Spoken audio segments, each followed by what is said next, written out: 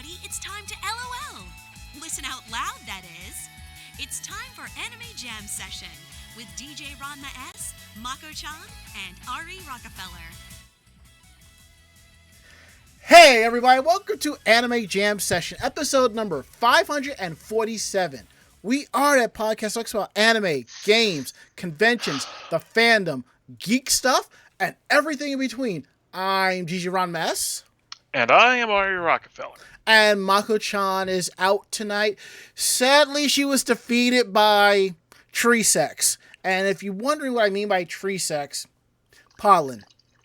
And allergies and all that not so good stuff. Yes, pollen is basically her arch enemy, and when it gets the best of her, she's down for the count. So she's my one weakness, my sinuses. How did you know? I know, right?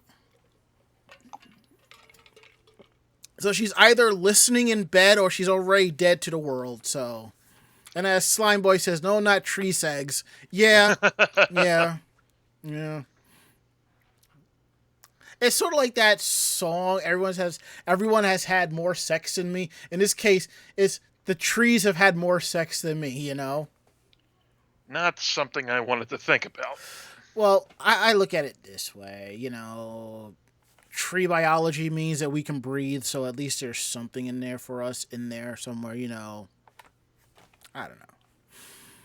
Yes, and I will make sure that I pass it along that she does feel better. So. I'll say this much, and I'll say it here, where I can get away with it.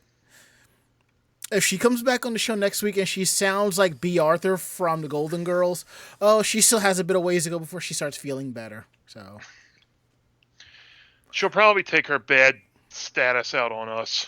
No.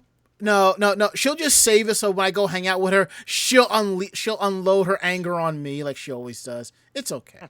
I legitimately don't mind, so, you know.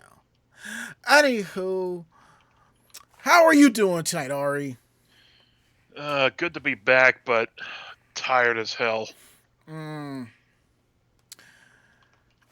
all right. I can't complain too much, so, you know. I'm just saying things are all right. So if things kind of go up or down or chaotic, I'm perfectly okay with it. Now, before we continue today, I want you all to know this is June. This is Pride Month. Happy Pride to all of my LGBTQIA plus friends out there. I just want you all to know that we love you. Y'all are awesome. And if you don't want to come out, that's fine. Come out on your own terms when you're good and ready. And if people don't like it, fuck them. And I just realized something. Normally, I forgot to put up the Pride the Pride logo, the Pride flag. Let me drop that in real quick because I always try to have it up there for Pride Month because half of the staff here at Anime Jam Session are LGBTQIA. So, in some form or another. Yeah. So, let's see now. I should have this image here somewhere. So, you know, I actually thought, you know what? I know what I'm going to do. Isn't it on the Facebook page? No. I actually have an actual Pride flag image. It's probably there somewhere. I just have to find it. Worst case scenario, I'll just go to Google image search and pull it. So, you know, it's not that big of a, it is a big of a deal, but it's just I just want to show some representation and some love on the show. So enough about that. Let's get into the rest of the rundown here. We are live tonight, week of June 7th, 2022, right here on Twitch TV. You can find us here live Tuesdays from 9 to 10:30 p.m. Eastern at Twitch TV/Anime Jam Session.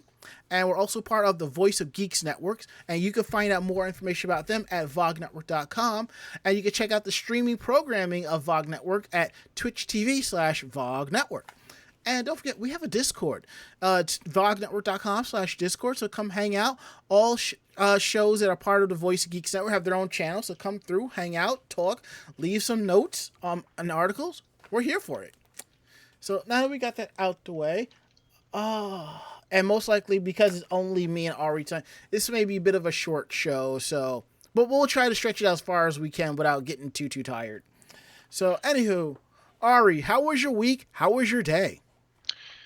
Well, I got paid today. That was the good thing. That's and good. I was on the afternoon shift last week around this time, and this past weekend from Thursday to Sunday, I was on the overnight shift, which was really not good for me.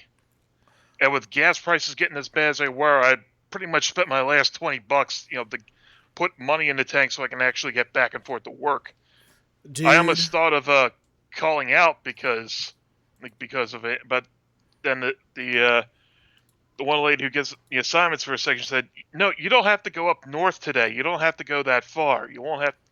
I'm like, "Oh, all right, I'll do it." So I got talked out of wasting a day off that I didn't really need to, wasting a sick day.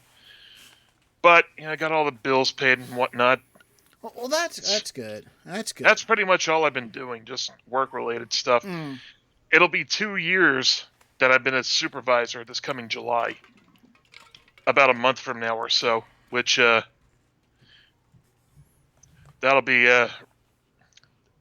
it's mind-blowing for me because I never had a job with that much responsibility. I was always either just relegated to grunt work or just not even thought about it. Like that one cheap-ass Halloween store I worked at. Yeah, I remember that.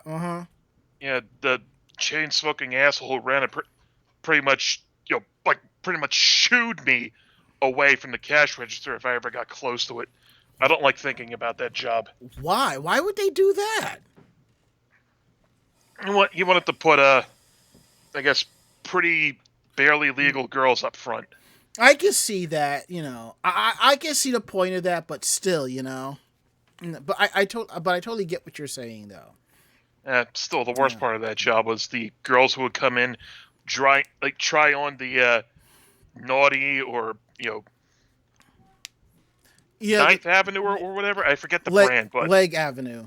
Leg Avenue. There we go. Yeah, because that's you. Now you're finding that brand in the dealer's room now. So yeah, they try on the stuff and then not buy it and just leave it in piles wherever they left it. But I still don't like living by myself in an apartment, but things are looking better a little bit. Well, that's good. I get you on that. And I've been seeing gas prices. There are spots in California where it's $10 a gallon. Jesus Christ. I know.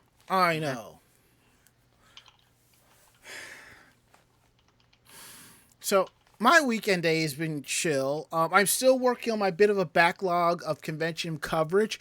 I will say that I've been remembering to promote the ZenkaiCon photos on their Facebook pages because those photos are ready to go.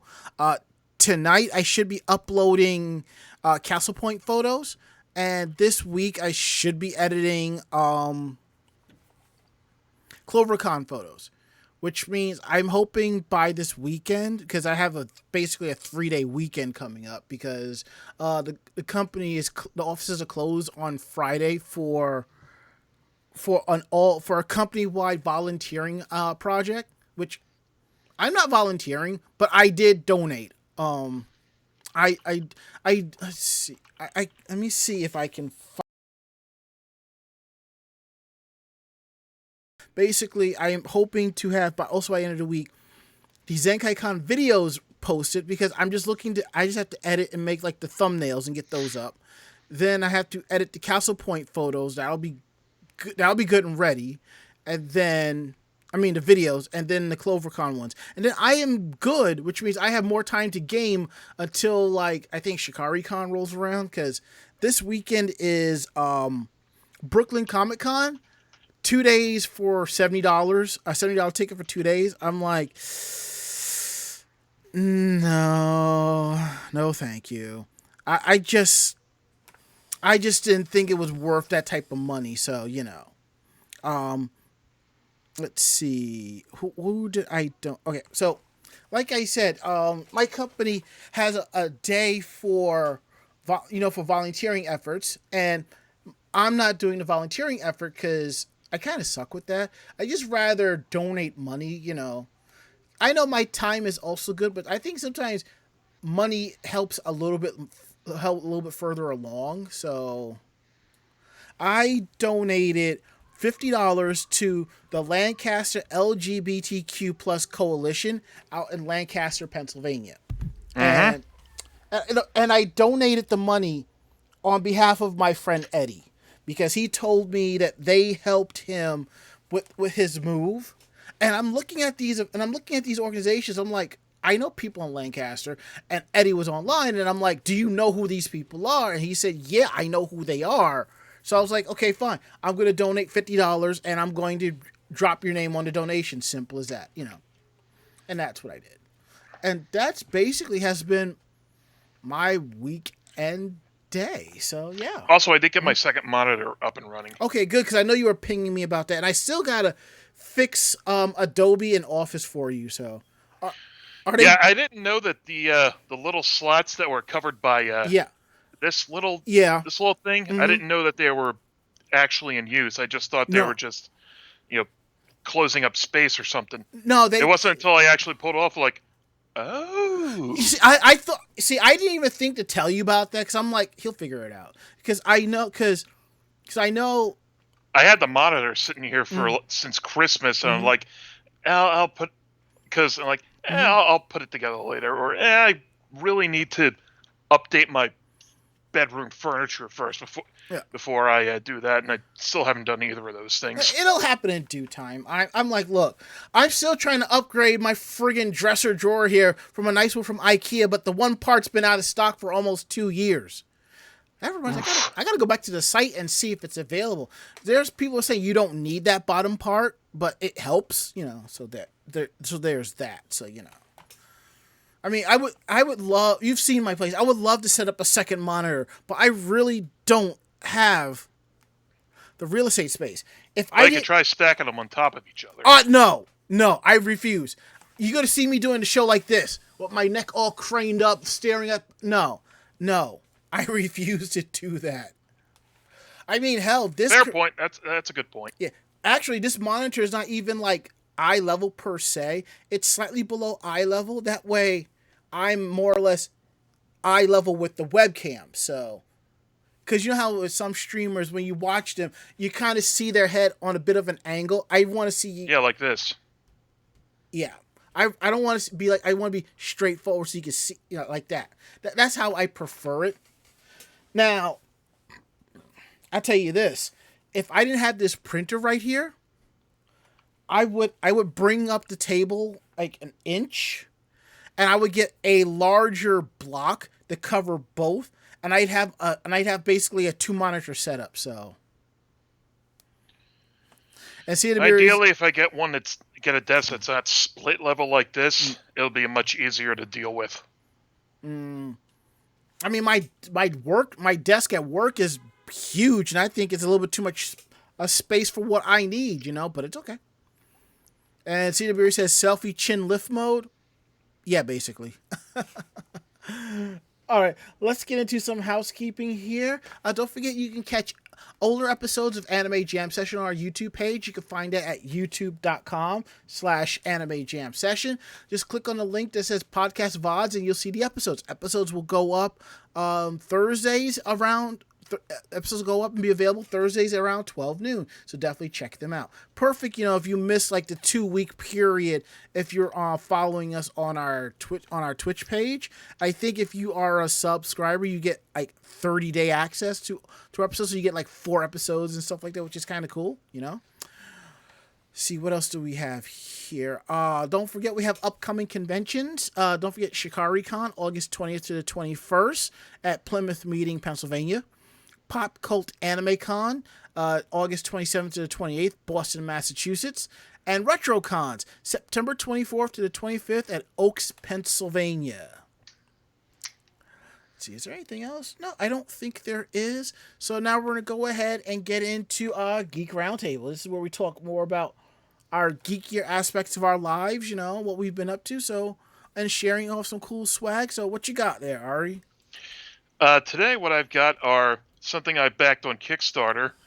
You know, big shocker, but it's these smart dice called Go Dice. Yeah.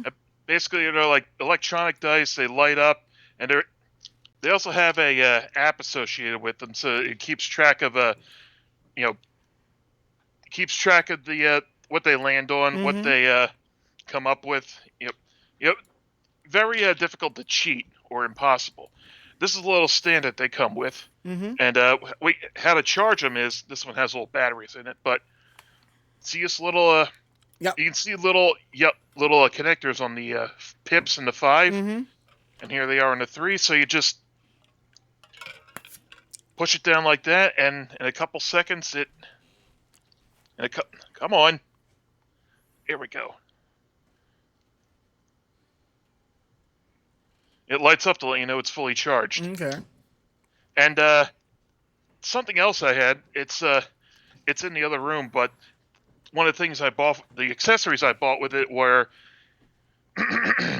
they're little shells, 20-sided shells that they'll let you imitate D4s, oh, okay. D8s, D10s, D20s. And the one, D&D group that my friend wants to get me into, there's, be a lot of fun to show off, because dice, towers, etc. They're jewelry for me and my kind. But let's let me see if you can. I can see something. Yeah. Yep, and it showed what it landed on. Okay. So let me just take one of these and switch it. I see it as you drop the number. Yeah, I see that. Yeah. And the app has its own collection of mini games on it for your own play. But yeah, I'm very glad I got these. They've been a lot of fun. Well, that's really cool. Though no real place to show them off yet, sadly. Yeah. But that'll come eventually. Most definitely. What about you? What do you got? Well, first I want to show off the awesome Pride Geek shirt that I have. And it's basically the inners and outer Senshi's transformation wands done up in the style of the Pride flag. And it says Pride Power Makeup. And I love it. Thanks. And I will be wearing it to work on Thursday, because since office is closed on Friday, Thursday will be my casual Friday. So I'll be wearing that and see if anybody notices it. Also, you ever like order something and you totally forget that you order it, and you get a notification that has been delayed? It's happened every now and then, yeah. I get a notification from Amazon about a game I ordered. I was like, oh, I totally forgot that I pre-ordered this game. What game was it? Wonder Boy Monster Collection. All right, what I'm going to try to turn off the front light here, and see if it helps. Well, it kind of helps. A little bit. Yeah. The glare on the packaging is not doing it any favors. Yeah. Every little bit. So, there we go. Wonder Boy Monster Collection. Let me put this light back on. Much better. It comes with 4 games: Wonder Boy in Monster Land, Wonder Boy in Monster World, and Monster World 4. And the Wonder Boy games have quite an interesting history. Do you remember the game Adventure Island? Yeah. Adventure Island, this is Adventure Island's cousin, or the Wonder Boy games and Adventure Island are cousins. Universe? Basically. Through licensing rights, the first Wonder Boy game was Adventure Island. It came out for the Game Gear years ago, which I had this game called Revenge of Drancon, and it basically played like Adventure Island. And I believe Wonder Boy was one of Sega's earliest mascots, next to Alex Kidd. It was something. And Opa. Fantasy Zone. Yep. Mm-hmm. Which reminds me, I want to get that new Genesis, the Sega, the Mega Drive 2 Mini. Yeah, or as we know it as the Genesis 2 Mini. And I hope it comes with with the optional CD attachment, even though there's nothing on it, just for just for show, I think that'd be kind of cool. But one of these games I used to play the hell out of on TurboGrafx 16.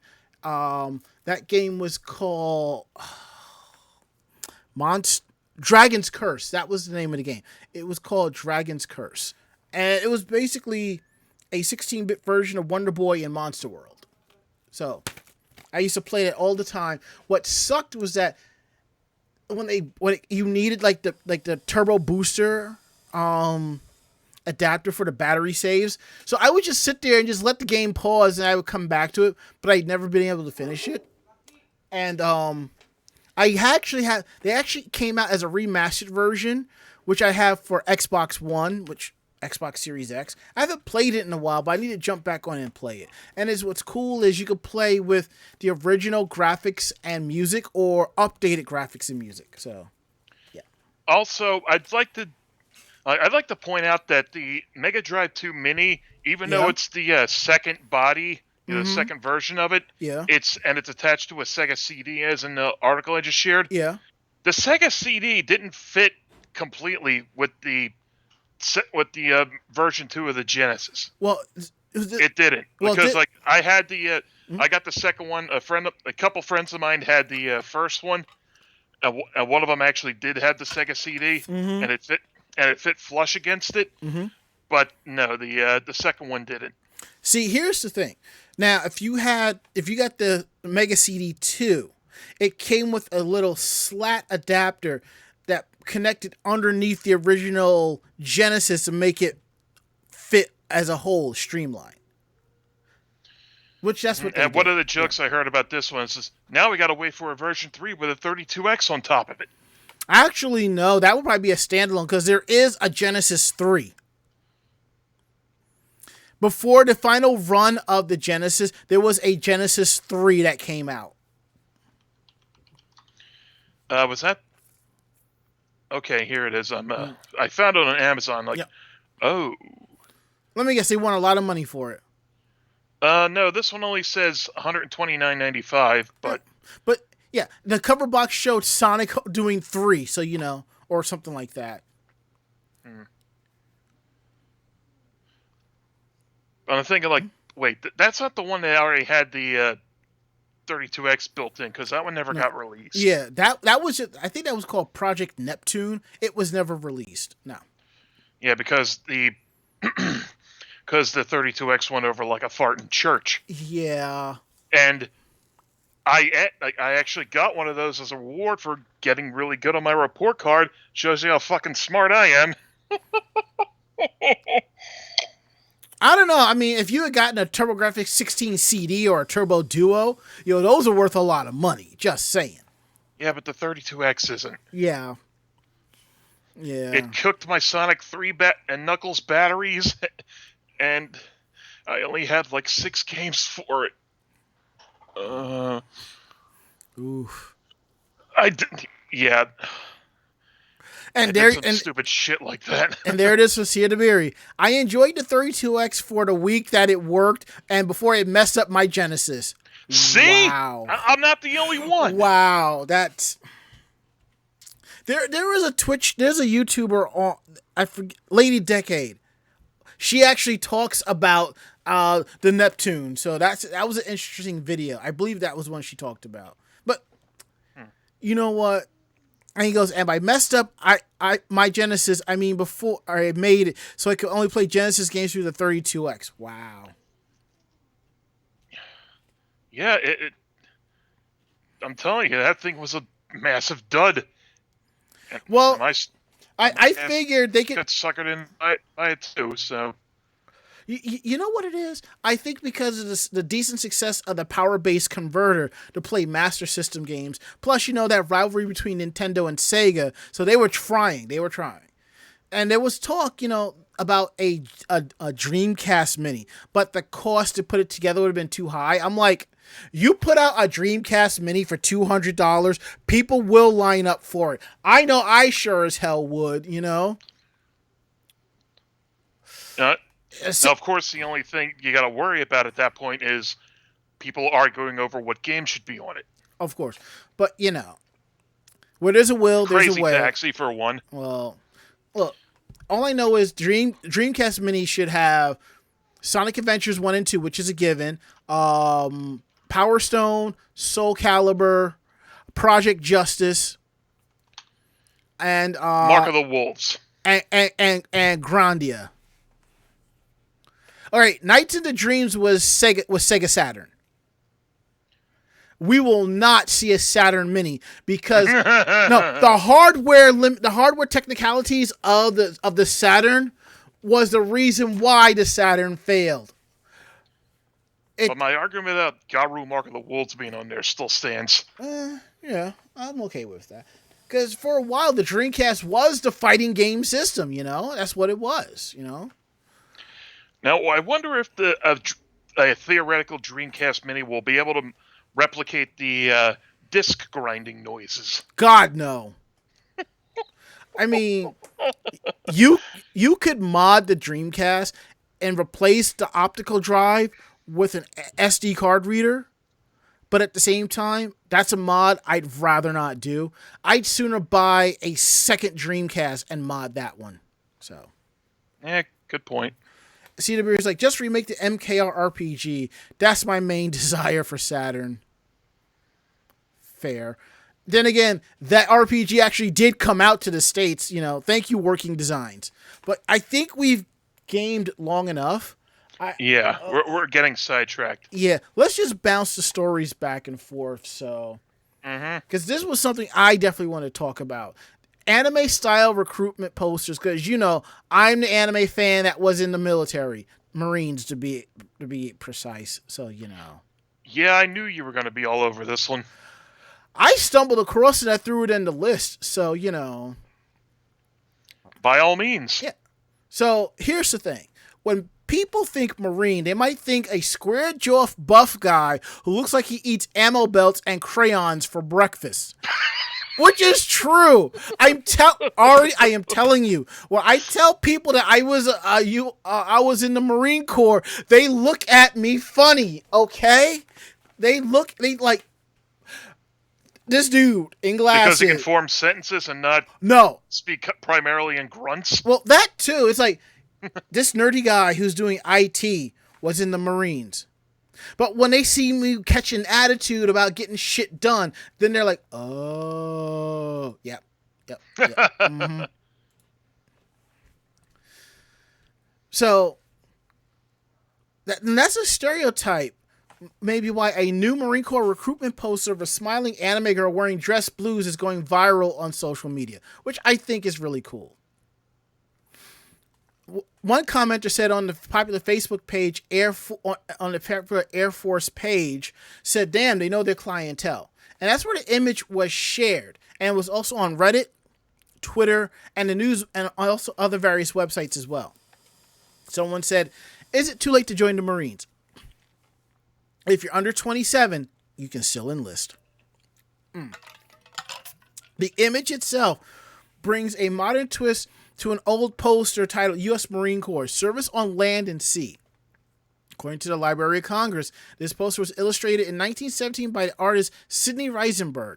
More than a century later, Staff Sergeant Arthur Chow got the idea to make his own mark on the classic poster while sitting in Marine Corps recruiting school. He's a lifelong anime fan, and he wanted to combine his passion with the medium with his new career. I think that's pretty freaking cool.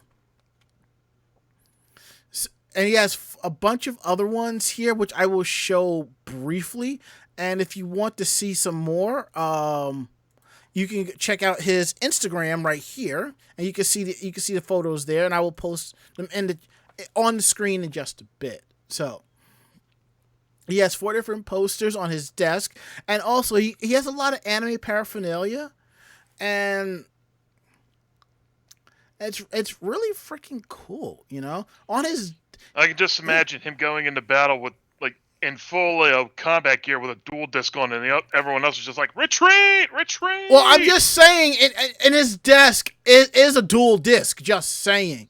Yeah, he plays all 5 cards of Exodia. Like, sir, permission to obliterate. Permission granted, Marine. Great. Now I can't think of anything except people are doing typical weeb arguments See, in the stereotypical drill instructor style. But what's interesting is it's not just for the future Marines to come in and check it out. The higher ups enjoy it too. Staff Sergeant Cho said a colonel and a master gunnery sergeant are among those who have bought copies of the posters he made. The payment just covers the charge of printing of the posters, who clarify he doesn't make much money off the request. The interest from so many people show how much the geek culture has become much more mainstream than it used to be. And he made these posters to break the stereotype. Because I'll tell you this now. If you go into any branch of the military, I guarantee you're going to find at least one anime fan. And if your station is somewhere in Japan, you're going to find a bunch. I have a couple of friends in the Air Force. When they go to Akihabara, they send me a message. Need anything? And that's how I got my hands on a rare $150 brand new Yoshiko Tsushima Love Live figurine, which is still in its box. And I was just What have I got a feeling that some soldiers and pilots and whatnot specifically asked to get sent to Japan specifically because they're in the anime? Here's the thing. I'm not saying it's a bad thing or a good thing. I just know that's what that's where the pattern goes. Mm-hmm. Anyway, as you were saying, yeah, that's basically is it. I mean, sometimes you can get your pick of where you want to go. So now, every base has a varying levels of demand, right? More or less, like depending on your MOS, there's like no problems. You can go like my friend Liam. He's in the Air Force. He's an Air Force medic. He's in Japan. He is needed there. So Well, from what I understand, not a whole lot of people are asking to go to 29 Palms. Let's not even go there. Okay, this next one's mine, correct? Yep, and I'm going to show off a couple of other posters real quick so people can ask. I'm like, the closest to this is watching Azure Lane, seeing, which I get is a good, nice anime, but I don't get all the ecchi aspect from it. Like, maybe it goes over my head, Anyway, the Otakon Anime Convention has announced its latest guest of honor in legendary video game soundtrack composer Harumi Fujita, best known to Western games of a certain age for work on Capcom's earliest video game releases, like Disney games and the NES systems. Later on, for Ghouls and Ghosts, Final Fight, Tomba, and her most recent work, Spider SARS, developed by Way Forward. This year's edition of Otakon will be held from July 29th to 31st in the Walter E. Washington Convention Center. Speaking of Otakon, how's the new Baltimore Convention Center looking? Do you have any? I know jack about the upgrades to the BCC. Like, didn't they completely, bring it down so they can build it back up? I heard. No, they tore out, there was a Marriott behind the BCC, so I think that got attached to the BCC. Yeah, I know what you're talking about. That supposedly was torn out, and then that's what they built off of. Yeah, I mean, I'm looking at BCC's conventions, the BCC's website right now. Pictures look, pretty recent, and it still shows, the building in top shape. Mm-hmm. Unity employment partners and all that. Yeah, ping me a link to that. I want to check it out. Yeah, sure. I'll post a link in the chat for everyone to look at it. All right. Still, I haven't heard hide nor hair of Otakon saying, "Hey, we're going back to Baltimore." No, they're not. Look, I'm gonna tell you this shit right the fuck now. Otakon's not going back to Baltimore, at least not for a while. And I know how so many people hate that it's in D.C. because D.C. isn't safe, this and that. You know something? If you're staying in the nearby surrounding hotels, then you're good. It's when you kind of go a little bit further out that you're kind of in trouble, But at the same time... The same thing could be said about Baltimore. Exactly. Exactly. I mean... Inner Harbor, there we go. Yep, it's a straight shot on Amtrak, And when you get there, it's a straight cab ride straight down to the hotel and convention center. So, but given their guest of honor, a part of me kind of wants to go, Because I will track down a Mega Man 3 cartridge and ask for her signature. That was one of my favorite Nintendo games going up. So I see where you're coming from. hell, like for the off and on for the last few days, the ending theme to Mega Man 3 has been running through my head. So I'm just like, yeah, I'm really feeling this. It's like sometimes those beats and stuff like that, they don't make them like how they used to. So I don't know.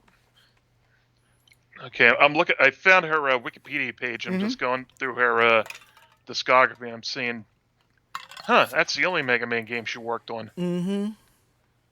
Final Fights there. Spawn the video game. There we go. I think one year she was at Anime Next. If not her, they got another Japanese video game composer, Anime Next, and I believe she actually was living in Jersey for a while, which was why they were able to get her. Something like that. She even did Streets of Rage 4 and the sequel to Windjammers. Even better. All right. Let's talk about a classic anime here, Yu Yu Hakusho. It looks like a brand new logo is coming out for the 30th anniversary project. The anime adaptation of Yoshihiro Togashi's supernatural manga Yu Yu Hakusho, which I'm not mistaken, he also does Hunter x Hunter. Now, the anime first started in 1992, and I want you all to know this. This was one of the few animes at that time slot that gave Dragon Ball Z a run for its money in the ratings. Oh, yeah, I remember. Mm-hmm. Now, no, I'm talking about in Japan, not in the U.S., in Japan. Oh. Yeah. Now, to celebrate its 30th anniversary, the anime's official Twitter has posted a special logo featuring Yusuke Urameshi. According to the post, a memorial illustration will be revealed in 3 days at 6 p.m. JST, which translates to 2 p.m. Pacific time. And it's actually pretty cool looking, so let me see if I can pull it up real quick. Give me a second here. Yeah, there's always plenty of official art when the Yusuke and his bros looking good. Mm-hmm.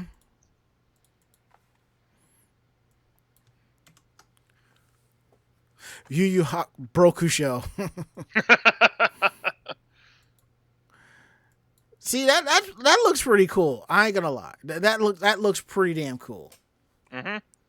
I'm kind of hoping we get a reboot of the anime and it just runs straight through, you know? Was there a lot of filler in Yu Yu Hakusho? I don't remember, but most animes during those times and currently have filler episodes. So it was just to extend, the manga so that it wouldn't really catch up. So, which is understandable because you have mangas that have been running 3-4 years, and then they start to anime, and then it's like, oh, we're starting to catch up. Throw some filler episodes in. Now what they're doing is, it's 2 years in.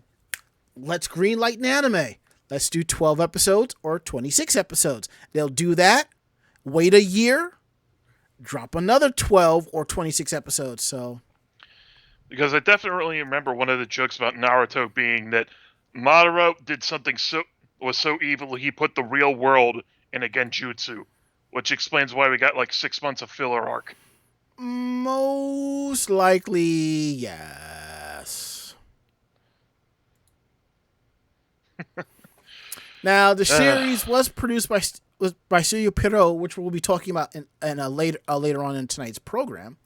And it was 112 episodes, which ran from October 92 to January 95. During that period, there was 2 feature films called Yu Yu Hakusho the Movie and Yu Yu Hakusho the Movie Poltergeist Report. There was stage play adaptations back in 2019 and 2020. And we're going to see a live action series on Netflix coming out December of next year. Now, on the occasion of the 25th anniversary back in 2018, 2 new episodes were released, Two Shot and All or Nothing. And it was put in the TV Anime's 4th Blu-ray box set. Now, as we all know, Crunchyroll Funimation does have streaming rights to Yu Yu Hakusho, but I have no idea if those those two episodes are available on there. So, and Cedar Berry says he hasn't watched the series in a while. You know something? I haven't watched it in a while either. I remember buying the fan sub tapes. I actually need to sit down and watch Yu Yu Hakusho. I really need to. Let's see, what else? What is this? Oh, okay, that's what that is. All right. Speaking of Studio Pierrot, yeah. They've launched a YouTube channel for classic anime streaming. Nice. The channel launched with a video celebrating the 20th anniversary of Hikaru no Go and the first episode of the Wonderful Adventures of Nils. In addition, the studio will stream 4 Magical Angel Creamy Mommy OVAs. I Know Once More, Lovely Serenade, Creamy Mommy Long Goodbye, and Creamy Mommy Curtain Call. Available for 1 week each throughout June, starting with I Know More on June 3rd. So, about halfway through that. The studio also streamed a selection of 13 episodes from Osomatsu-kun and 3 episodes of Ghost Stories for a limited time, with further streaming titles to be announced at a later date. And is this what I'm thinking? Yeah. Oh my god. What? Ghost Stories, I'm like, wait. Okay. Is it going to be Ari. the dub or the sub? No, Ari. It's going to be the subtitled one. Okay. Yeah, this is their. Basically, it's their Japanese YouTube page. Yeah, Ghost Stories will be up there, but it won't be the hilarious dub we've seen by Bandai or ADV Films. The ZFG dub. The what dub?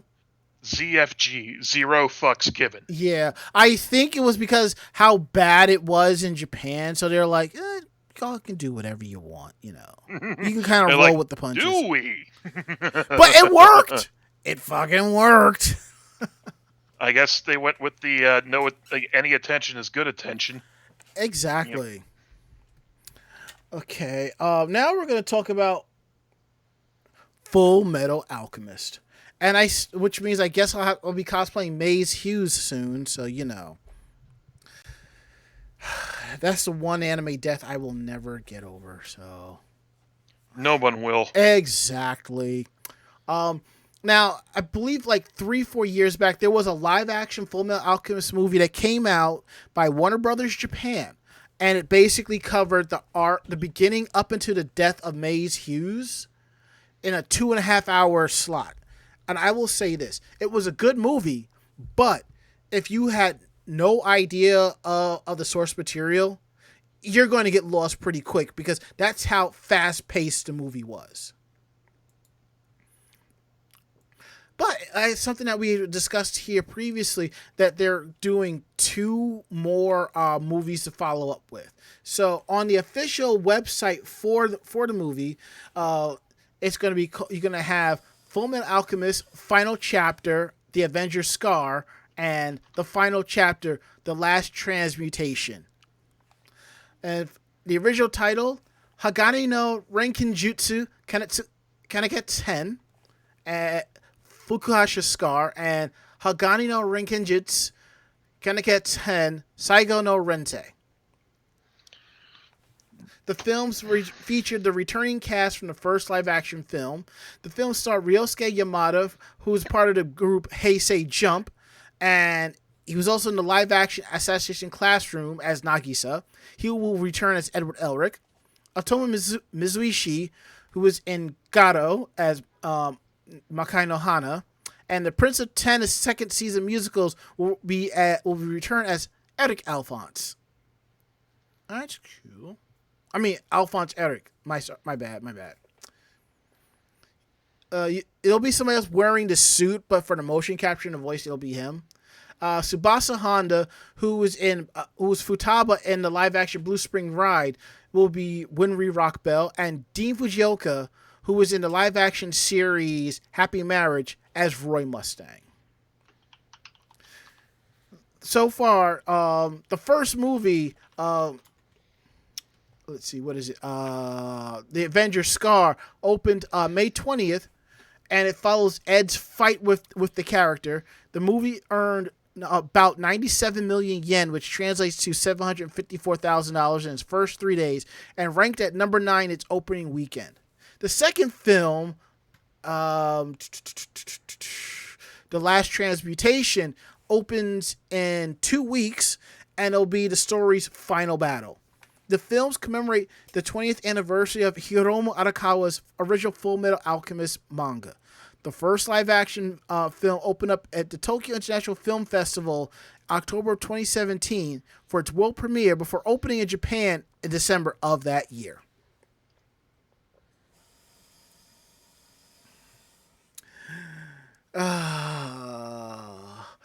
Makes you... Now, given the conversation in the chat, I don't think they're going to be doing the Nina Tucker arc. I don't think they're going to do that. Let's hope not, because I'm fairly certain we'll have people yelling and rioting and throwing shit at the screen. Well, if they want to riot and throw shit at their screen and break their TV, it's on them. Because it's just been easier just to hit the power button and walk away. Yeah.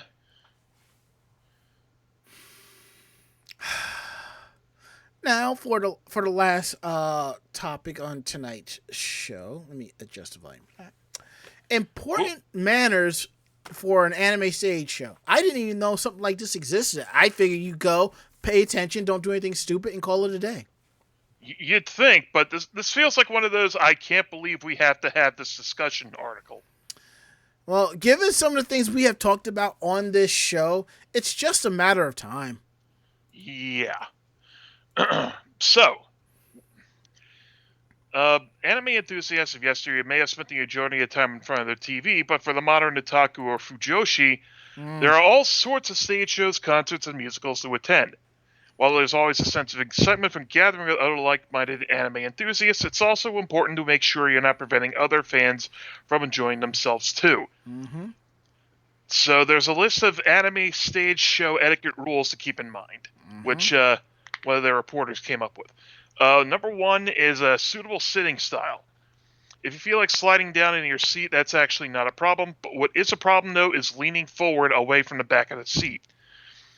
Because there's a natural urge to lean forward when your favorite character comes on stage or during an especially dramatic moment in a story. But doing so makes you taller, kinda, which can obstruct the view of people sitting behind you, especially the road directly behind yours. Try to imagine that your back is glued to the seat, and placing your bag on the ground, not in the seat beside yourself, to help maintain proper posture. Rule 2, hairstyling, which I can pretty much understand where this is going. Mm-hmm. Going to see an anime stage show, an event worth getting dressed up for, but often includes putting some extra time into hairstyling. But remember, it's still important to remember people behind you. Upstyles are the norm for formal and semi-formal occasions, but a high ponytail or other voluminous styles of hair and large hair accessories can block the view of the fans sitting behind you. Like, people have been lecturing, people have been getting lectured about wearing big hats in movie theaters for decades, so I know exactly what they mean with this. Fan sizes and decorations. The most popular franchises tend to be the ones with the largest group of popular characters. If you attend a stage show, there's a pretty good chance you got a favorite cast member. Cheering fan with that character's name or likeness is a common way to show your loyalty. Blah blah blah blah blah. Keep your fan to a reasonable size important. As in the little fans, that sort of fan. I'm like, wait, are you body shaming big people who come into this? No. It's like, like 30 centimeters or about 12 inches for the fan head, not including the handle, has been the general consensus. A lot of people craft their own from the 100 yen store, adding their own text, pictures, whatnot. You shouldn't add decorations that stick out any further than that. Mm-hmm. And you want to avoid reflective or holographic materials because they'll screw with lights, cameras, whatnot, that sort of thing. And again, we have a precedent here with laser pointers, screwing up events and whatnot. You know what I mean? Yep.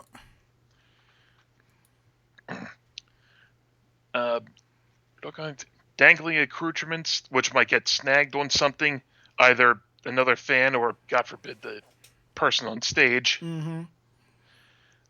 Proper light stick protocol. Glow sticks don't just contribute to the atmosphere, they're important markers of fan loyalty of ensemble cast members, in which each character tends to have their assorted image color, but size and brightness are things to be aware of. So, like a foot-long, light stick might be the commonly accepted limit. Right. Mm-hmm. And when you're waving a stick around, you should keep the upper tip at shoulder height or lower, because, again, blocking views, etc. Keep your light stick attached to a strap that you wear around your neck, which will prevent you from actually lifting it up too high. Hell, you just know people, like, someone's thought of coming in with a friggin', strobe light of just whatever color that is and just blaring it. See, nobody is that crazy, okay? Thankfully. We don't know that yet. I'm just saying.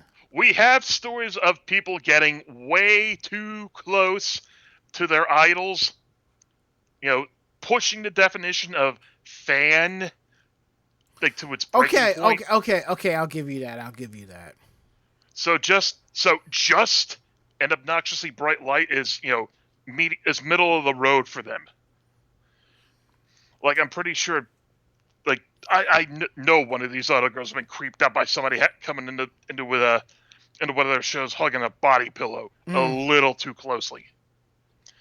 But yeah, there's also a optional fifth rule: the right time and place to talk with other fans. Save those extra animated conversations for until after they're out of the theater in a better ventilated, less densely crowded space. Which I guess is only for, like, noise control, being able to hear the other guy clearly, or just don't smack talk the idol when they're that close to you. Again, we don't know how loony these fans can be. Well, I will say this. I've been in something similar like this. I think it was 2019, Anime NYC. I won an opportunity to meet meet Guilty Kiss, which is Yohane, Mari,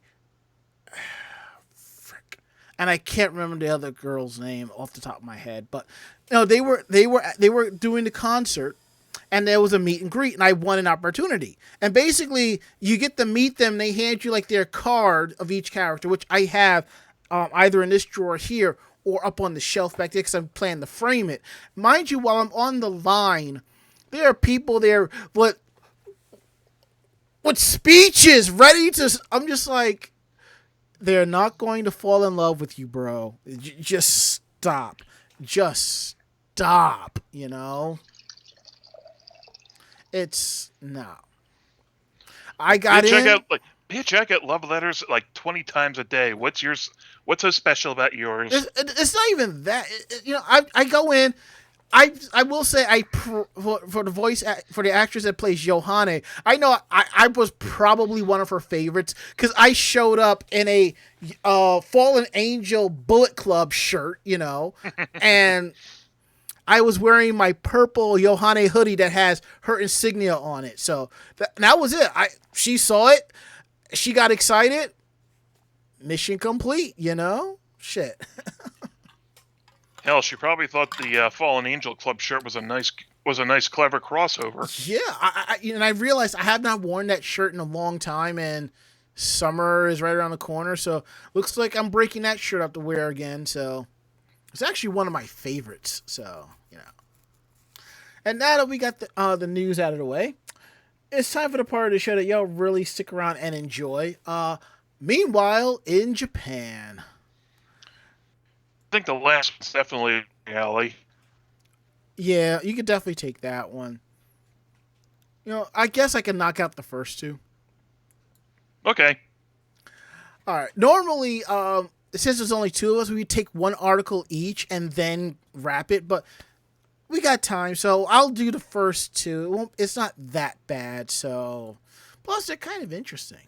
So, Plus, and I realize there's something else I want to talk about real quick, and I'll get into that after all of this is said and done. So, Okay, here we go.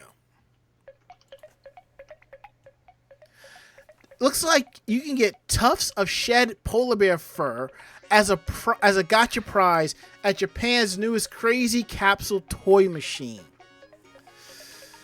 This month at the Maruyama Zoo in Sapporo, they installed 2 very unusual capsule toy machines on its grounds with prizes such as tufts of polar bear fur.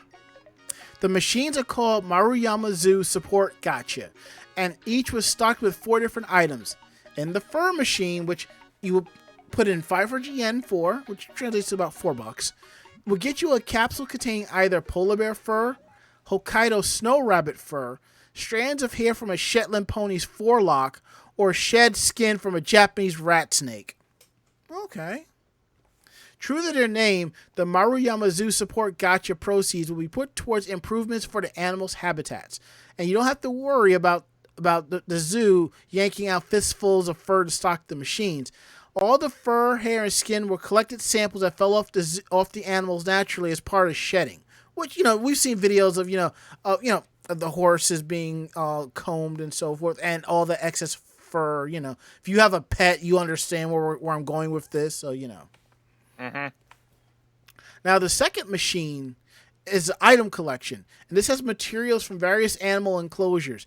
Also priced at 500 yen per turn, the capsule contains scraps of cloth from a sun bear or chimpanzee's habitats, sand walked on by an Asian elephant, or chips from a snow leopard's scratching board.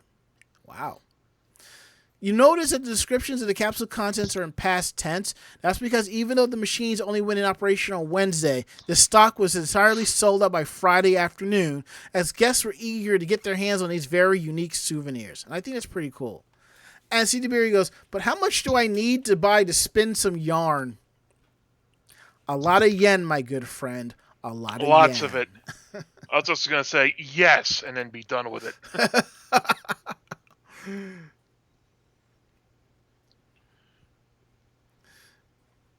Now, the next story I'm talking about will kind of relive your childhood as an adult going on a school trip. Well, if there were anything like the school trips that I went on, then by all means, I'm all for it. I don't remember any of the school trips I went on. I went on a few. Now, we all know from watching anime that in Japan, schools organize an annual Shugaku Ryoko for their students. It's a long-distance trip to historical places like Kyoto or Nara. In these school trips, classes are, as a whole, travel together, stay in hotels, and tour local temples and monuments as part of the school curriculum. School trips are a great opportunity for students to bond and build great memories. But unfortunately, a lot of these memories don't involve the actual tours that they went on, which is why the Nara Inn and Waku Horuji is offering a new hotel plan called the Adult School Trip Plan, which includes not only a stay just outside the Horyuji Temple, one of Nara's most famous temples, and a place everyone should visit once before they die, but a host of educational opportunities. The plan is different from other tour packages that includes one of the inn's famous storytellers who will guide you through the temple, whose main hall is considered one of the oldest buildings in the world. Through stories like the battle of wits between Buddha and humans and the suffering of the Asura statue, they can offer a whole new perspective on Nara and Buddhist history that you will not find in a textbook or a guidebook. They can also point out spots on the grounds that you might ordinarily miss. With a wealth of knowledge of stories about Buddha and Buddhist statues, as well as the sites within the temple grounds, the storytellers will offer a more interesting experience of the Horyuji Temple that you might not be able to find on your own, or that you might be able to remember from your childhood. Naturally, the plan includes a stay in one of Waku Horyuji's rooms, which is a luxurious space steeped in Japanese culture. With a mix of Japanese-style leisure and Western-style comfort, these rooms offer a nice place to kick back, relax, and sleep away any exhaustion. And that's pretty cool. Yeah, that's looking nice. The adult school trip plan is available now through July 15th, and the prices start at 25,200 yen, which translates to $195. And that's per person, and for a two-person room. You can book through the hotel's official website. Even if you've been to Nara before or you remember all you saw when you went as a child, this trip offers a different perspective and new experiences, so why not book an adult school trip for yourself? Besides, you can't get enough of the polite deer to hang around the area as well.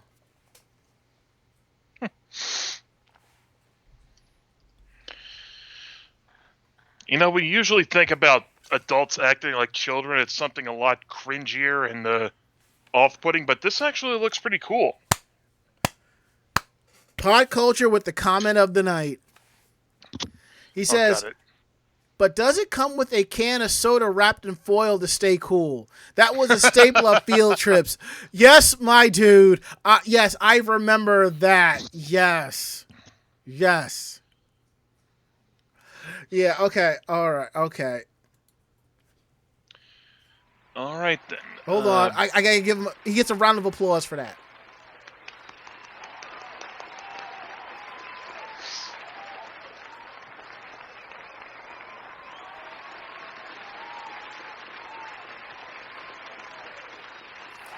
I might have to find a shorter round of applause. Or a cooler sound effect. All right. Now, what's going on with this hotel game? It's a hotel that's not just full of board games. It is a board game. So, hotel games in Osaka's bustling Namba area takes things one step further and really immerses guests in board games. Anyone can enter the hotel and enjoy their collection of 130 types of board games from Japan and around the world, and then all-you-can-play format for about $25 a person on the playable porch in the second-floor lobby. They even have a board game sommelier on hand to give recommendations and instructions to unfamiliar games to help visitors find their new favorites. But for the full experience, it's advised to check into one of their many types of rooms. Standard board game friendly rooms come for all ages and sizes, and up to 5 people. But for a more interactive overnight stay, there's also a werewolf murder mystery room. There's actually several murder mystery games to choose from, with only most of them featuring werewolves. Guests can even go around the board and rooms to play the 8 hotel games built directly into the facility. And there's a video link for it, which I will post in the chat for everyone to look to. In Coin Hunt, players must hunt for coins. Simple enough.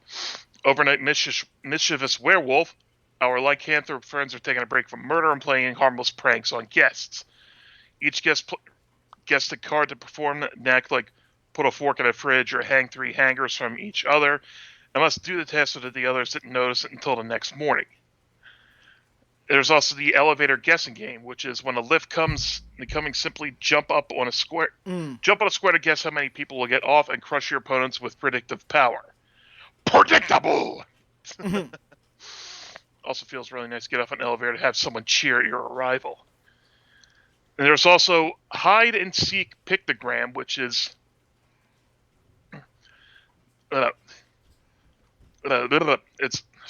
all hotels are known for pictogram signs, but only hotel games do they take on a life of their own and escape from their 2-dimensional confines. That's what hide and seek pictogram is. Just find them.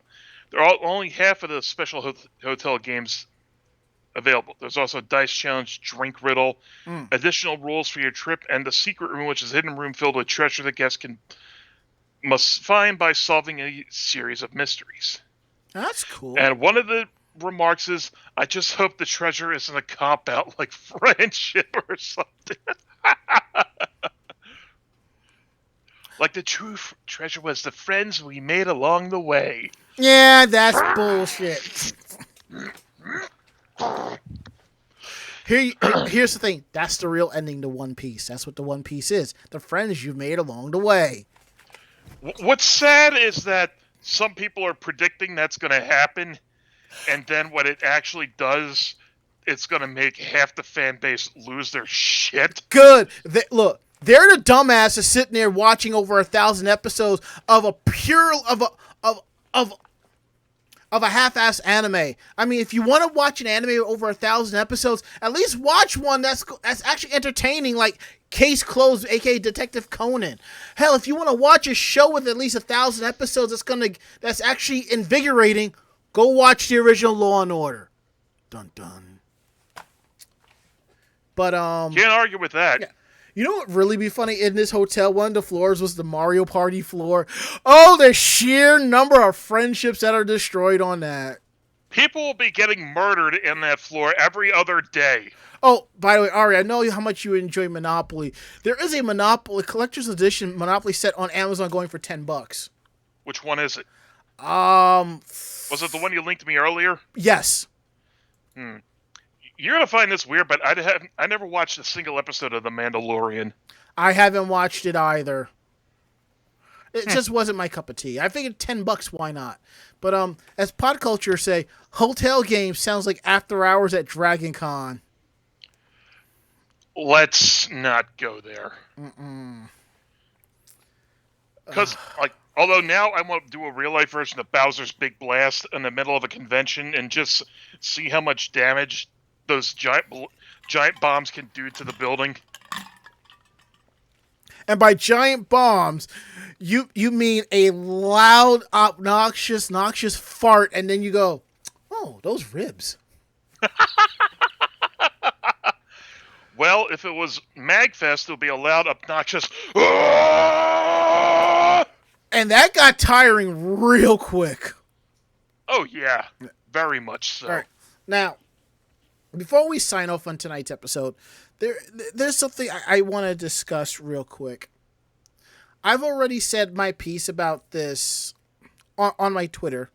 And if you don't know where it is, ask somebody in the chat. They will link you to it, and you can follow me if you like. Now, a friend of mine went to an anime convention and came back, and they found out a couple of days later that they were exposed to COVID. So what do you do when you're exposed to COVID? You go get tested. They got tested, and it came back positive. Now, this person, they posted on their Facebook page what was going on and what had happened. And here we have a problem in regards to that. Evidently, somebody took a screenshot of their Facebook page because it was locked down and posted it and tried to start some shit with them in regards to it about hiding their COVID status. This could be taken in many ways. Now, if you're just a cosplayer and you're going and you're having fun and this happens, you are not obligated to post all over your social media your COVID status. Only tell those who need to know and move along. My friend Deanna, she contacted me the Wednesday after Castle Point and said she was exposed. What did I do? I ran out and got tested. Did the quick test and the overnight. I told La Chocola about it because she was rooming with me. Her test came back negative. My test came back negative. I went on Friday, got tested again. Negative. Now, if it came positive, I would have put on my personal Facebook, friends only, my status. Then I would have taken to my Twitter, my Instagram, and my Facebook fan page, and the AJS Facebook fan page, and posted the status to let people know. Now, given my friend, they're not cos famous. They've been a guest at a couple of cons, but that's not their thing. So... And the problem is, some people are attacking this person besides the fact, for various reasons, and they're just like wanting to cancel them. And that's where I have a problem. Whatever your status is, nobody needs to know except for those you are around with. And I'm like, it's one thing if you tested positive at the convention. It's another thing when you find out you're positive after the con. It happened after the con. There really was no need to kind of flip out over that, And I had a discussion with them. And I just feel that they should have been a little bit more proactive in regards to letting people know. That's it. But like I said, there was absolutely no reason for people at MomoCon to attack this cosplayer of their COVID status. Like I said, it's one thing if they tested positive at the con, which they did not. This happened after the con, which means either one of two things. Somebody went to that con knowing they were just getting over COVID and was still contagious, or the other person really did not know. And now they're going to try to say it's a super spreader event, which is not. I've only heard a couple of people say they had it. It's not that bad. And besides, if you're flipping a shit over the fact that somebody kind of hid their COVID status, what say about you that are pointing fingers? Are you vaccinated? Are you at the con with a fake card? Oh, God. Don't even want to think about that. You know what? You really want to piss off the people? You want to really piss people off about their vaccination cards? A convention that says digital cards only. Because those will be a lot easier to fake, I think. No. In a lot of states where you have digital cards, like, what they do is you go on the website and you sign up and you put in the date you got vaccinated, the location, and the lot number, and it cross references in their database if it's real or not. Because if it's real, it'll generate a QR for New York. It'll generate a QR code in an app for you to show. That's what I'm talking about. Where you show up with that digital pass and they have to scan it to verify. So that's what I'm talking about. Something like that. But again, that's neither here nor there. Right? That's going to put us on another train, and that's something I'd rather not do. And now that we have finally bought some time, and I was able to discuss something that was bothering me for a bit, I say we're going to go ahead and wrap up the show for tonight. While Ari handles for me. Yeah. Ari's going to go handle business. I'm going to pay some bills, and I think it's time for us to wrap up the show. Here we go. Works for me. Exactly. So, if you like the show, tell a friend. They in turn will tell another friend, and so on and so forth. We're independent bloggers, independent podcasters. We do this for the fun of it. So whatever takes we have on the show, this is what we actually mean, you know? So if you have any questions about the show, you can drop us a line at podcast@animejamsession.com. Again, that is podcast@animejamsession.com. We're here to believe you. Check out our website at animejamsession.com, where you will find our weekly podcast, links to our YouTube page for convention coverage, links to our Facebook fan page for cosplay photos, and a lot more. Anime reviews, cosplayer tips and tricks, cosplayer interviews, editorials, and then some, all at animejamsession.com. And don't forget to check out our podcast. If this is your first time checking us out, search more. There's over 500 plus episodes available for you to check out. You can find them in Google Podcasts, Apple Podcasts, iHeartRadio, Stitcher, Spotify, anything you use for catching podcasts. Do a search and check it out. And don't forget to follow us on our social media pages on YouTube, Twitter, and Facebook. Follow us there so you can see older episodes of our podcast, convention videos, cosplay photos, when we're going live, new articles, and then some. And down below the page you're watching us is a couple of buttons. One is our stream elements, and one is our Ko-Fi. You can click on those and donate money to us. That's something that's really cool. We really appreciate. You can give us bits like earlier tonight, or you can auto-host us, and that would be pretty cool. So now we're going to go around the room. Last words, Ari. It feels so good to be back. And this was a really nice show, I think. Yeah, it was. My last words, I'm going to upload those photos and kind of relax for the night, because I don't have to be in till 10 o'clock tomorrow morning, so yeah. Well, that is it. End of list. We'll be back next week with a brand new episode, and I believe we're going to have our usual round table let's see, who's going to be joining us next week? Ichigo! I mean, not Ichigo, Barry! Barry will be joining us next week, and Mako will be back. It'll be great. It'll be awesome. So we hope to see you there. So, I'm Ranma. And I'm Ari. Great fight, great night. See you next week. Good night, everybody.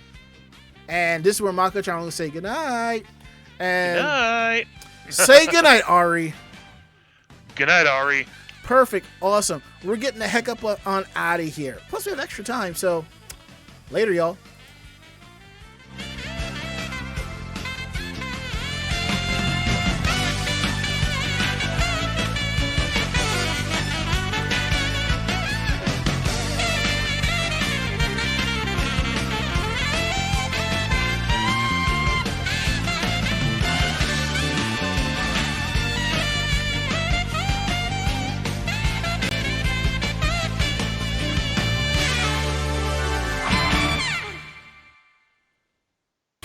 This podcast has been a production of Anime Jam Session and AJS Productions.